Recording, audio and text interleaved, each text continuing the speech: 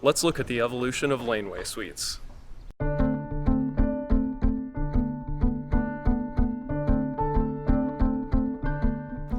Hi, I'm Craig Race.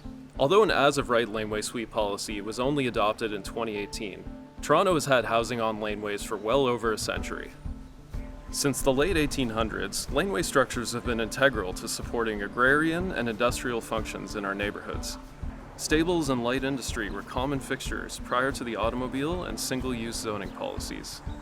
In the mid-1900s, those uses were segregated from residential areas, leaving the structures with little purpose, so Torontonians began converting them into dwelling units that were more compatible with modern neighborhood functions. These conversions inspired a typology that became attractive to making higher and better use out of mid-block properties and other unique conditions that were suitable for a house but only accessed via a lane.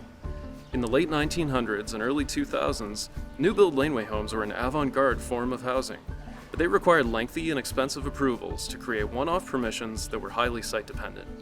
The risk and cost of such an undertaking usually pressured adopters to seek large, three-story homes that were out of character with their context. Not exactly something that was accessible to the average homeowner or welcomed by neighbors. That brings us to today. Toronto's housing bylaws allow for two-story laneway suites fully as of right. That means that any property on a public lane can build a secondary home quickly and with minimal cost.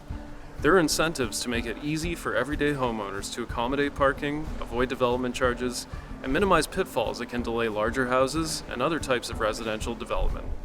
These two-story rental units are a key to unlocking multi-generational living and to creating neighborhood-oriented rentals for families.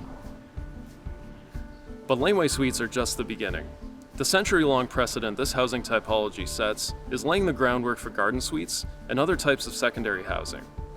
They are helping homeowners take control of our growing neighborhoods and fill in the missing middle where it counts most.